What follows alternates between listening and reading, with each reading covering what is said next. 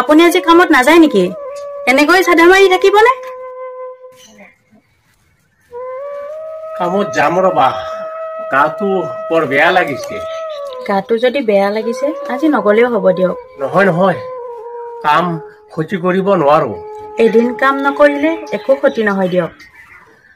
নীলিমা, তুমি তেনেকৈ ক'লে নহ'ব, কাৰণ মোৰ এটা দায়িত্ব আছে, তাতে আকৌ মোৰ এটা সপোন আছে।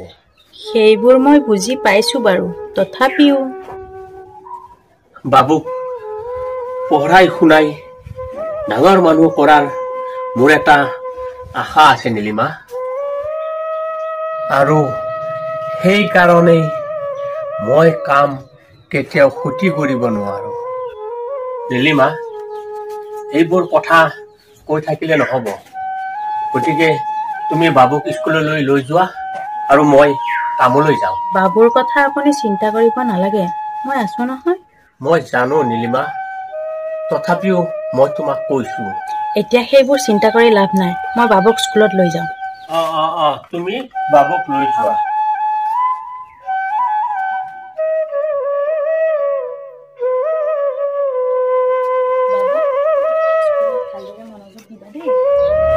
নাথাকিবা কিন্তু।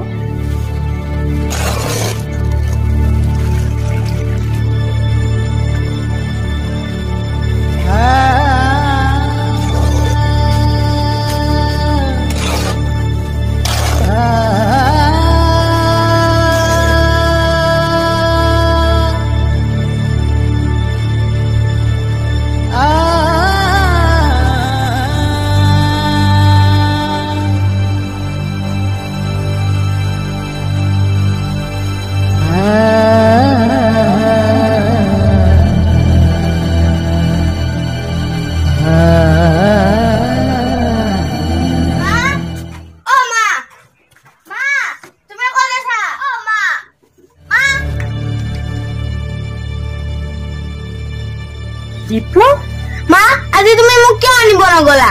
দীপু, মই সঁচাকৈ পাহৰি গলো আজি। সকলোৰে মাকবোৰে নিব আহিছে, আজি তুমি কিয় নাহিলা? দীপু, মোৰ ভুল হৈ গলো, আজিৰ পৰা তুমি কেতিয়াও অকলে অকলে নাহিবা। শুন দীপু, আজি তোমাৰ কিবা এটা হোৱা হলে আমাৰ সপোনবোৰ কি হলহেঁতেন? মা, মোৰ বহুত ভোক লাগিছে। দীপু, মই ভাত বনাইছো নহয়, মই ভাত বাঢ়োগৈ, তুমি কাপোৰখিনি সলাই লোৱা। হ'ব মা।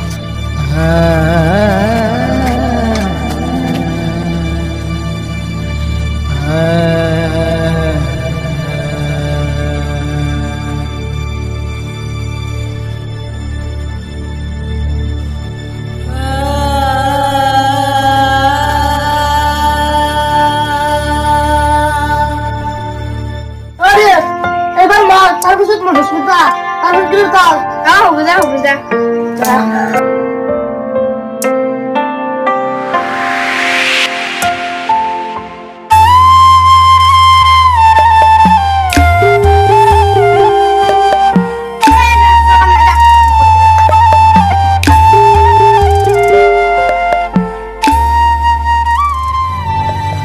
নীলিমা, নীলিমা,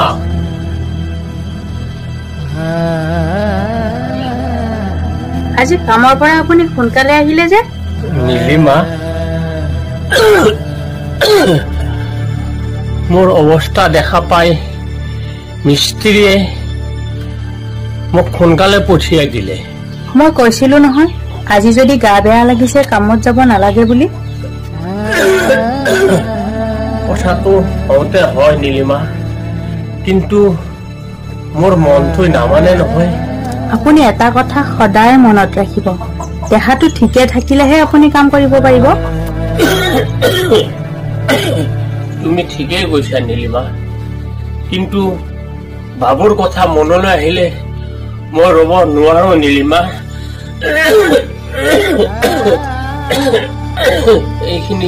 এইখিনি লোৱা।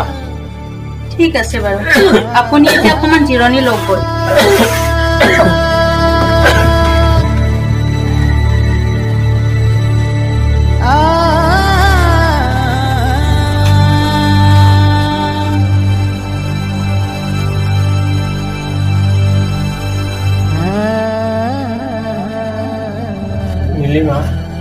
মোক এক গ্লাস পানী দিয়াচোন। দিছো ৰ'ব। তোর রসিবত হ্যাঁ মার একবার মারি আগা হলো কেন গেল না আমি মারিবে আগা হলো খাও এই যা সালা এই জীবজটা বল বেশি করে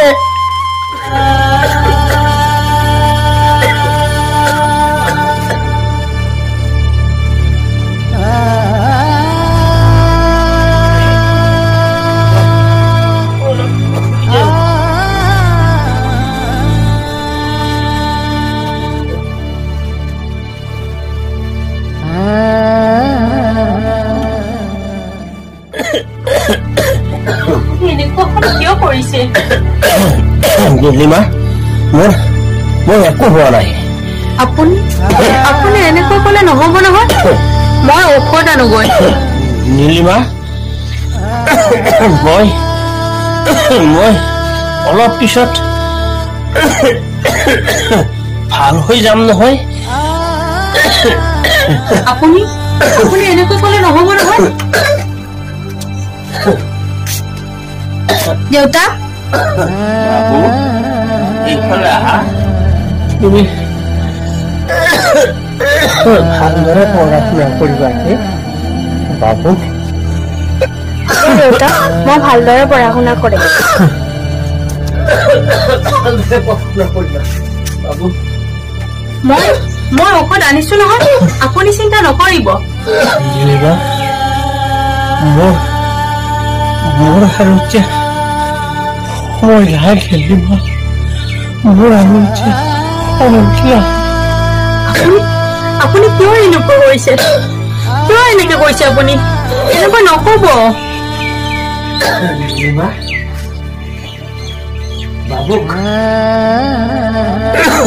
বাবুক পঢ়া শুনাই ডাঙৰ মানুহ কৰাৰ দায়িত্ব তোমাৰ নীলিমা। মই জানো তুমি এই দায়িত্ব গ্ৰহণ কৰিবা। আজিৰ পৰা বাবুৰ দায়িত্ব তোমাৰ নীলিমা।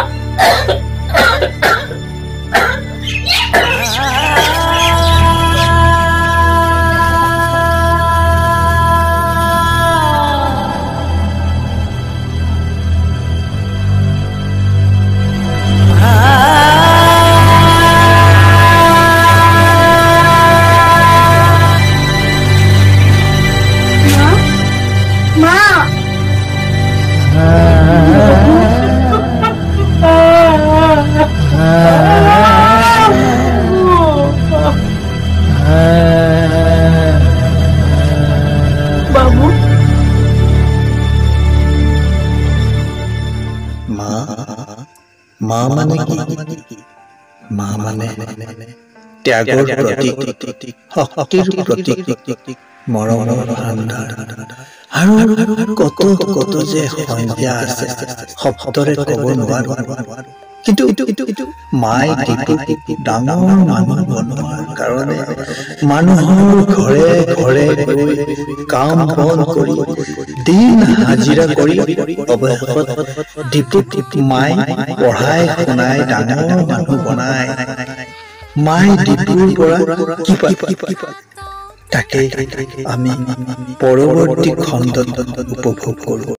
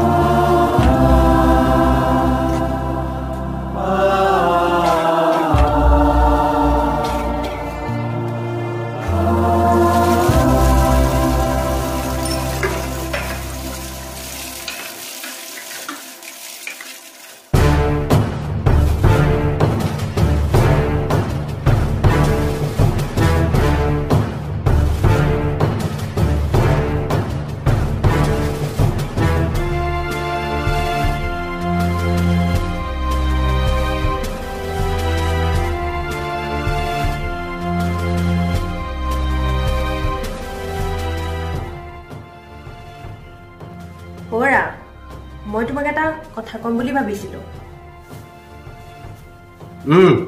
কোৱা কোৱা বুলি ক'লেই নহ'ব নহয় এইফালে আহা আহা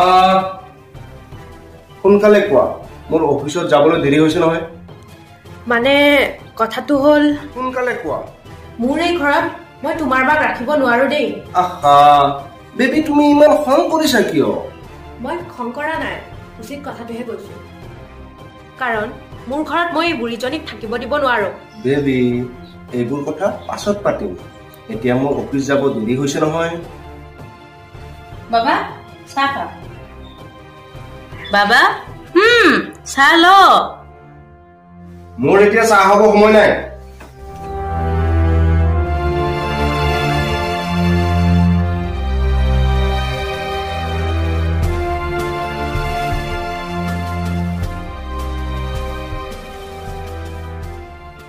বোৱাৰী চাহ খোৱা এতিয়া চাহ খোৱাৰ সময় নেকি ইমান দেৰিকৈ চাহ দিলে কেনেকৈ হ'ব মই এইবোৰ ভাল নাপাওঁ দেই বোৱাৰী আজি কাম কৰোঁতে কৰোঁতে দেৰিয়ে হৈ গ'ল এনেকৈ হ'লে নহ'ব নহয় এতিয়া মই চাহ নাখাওঁ ভাতৰ যোগাৰ কৰকগৈ হ'ব বোৱাৰী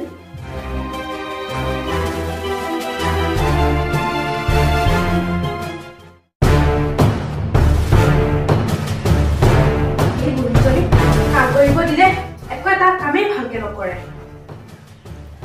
মা অ মা এইফালে আহকচোন বোৱাৰী কি হৈছে কি হৈছে মানে এইবোৰ তোমাৰ এতিয়ালৈকে ধোৱা হোৱা নাই যে কি কৰি থাকে আপুনি বোৱাৰী মই মানে মানে আপুনি কি ক'ব বিচাৰিছে মই এনেকৈ বহুৱাই আপোনাক খুৱাই দিব নোৱাৰো বোৱাৰী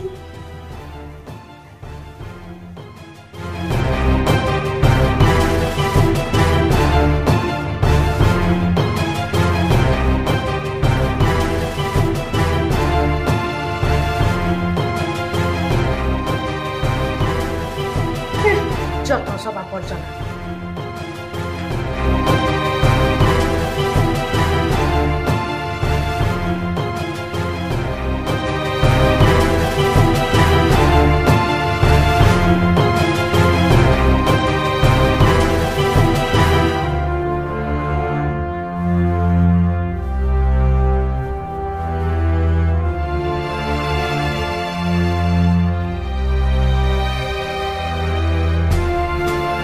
বেবি কি হৈছে তোমাৰ তুমি যে আজি বৰ মন মাৰি আছা বুজিছো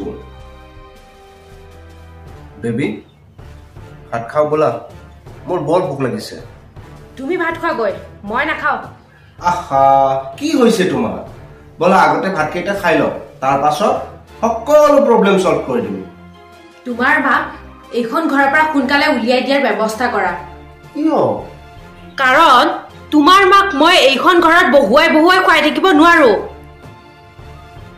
মায়েনো কি কৰিলে তোমাক কি কৰা নাই সেইটো তুমি সোধা এনেকৈ মই তোমাৰ লগত থাকিব নোৱাৰো আহা তুমি কিয় মন কৰিছা বেবি তুমি যি কোৱা মই তাকে কৰিম হে বেবি তুমি এনেকৈ খং কৰিলে মোৰ বৰ বেয়া লাগে শুনা দুদিনৰ ভিতৰত যদি তুমি তোমাৰ মাক এইখন ঘৰৰ পৰা উলিয়াই দিব নোৱাৰা তেতিয়াহ'লে মই মোৰ মাৰ ঘৰলৈ গুচি যাম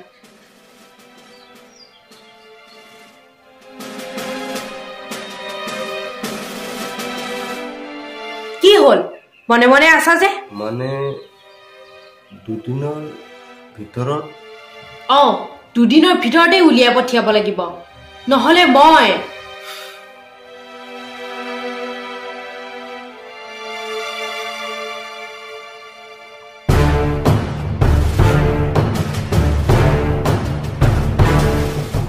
হ'ব দিয়া তুমি যি কোৱা সেয়াই হ'ব